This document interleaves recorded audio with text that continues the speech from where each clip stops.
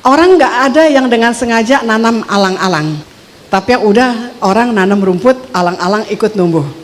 Kita nggak suka alang-alang karena nggak cantik dan dia gulma gitu ya. Kita cabut, tapi kemudian ketika kita buang, dia tumbuh lagi. Makin musim hujan, tumbuhnya lebih lebat. Kenapa alang-alang? Karena alang-alang punya endurance. Apa tuh endurance? Daya tahan.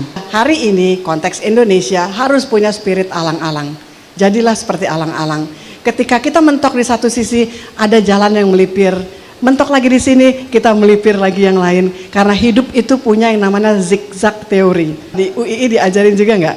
Kayaknya iya deh. Mudah-mudahan, mungkin namanya lain ya.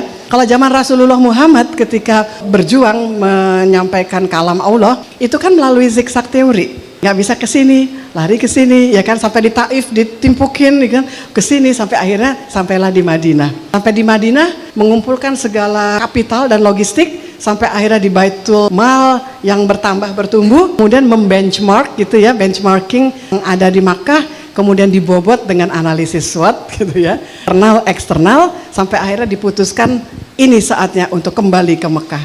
Dan ketika kembali ke Mekah tanpa darah satu tetes pun. Jadi glory, sebetulnya di Quran ada, tapi namanya agak beda dalam akademik. Khususnya kan saya baru belajar ilmu Islam ketika S2 saya yang kelima.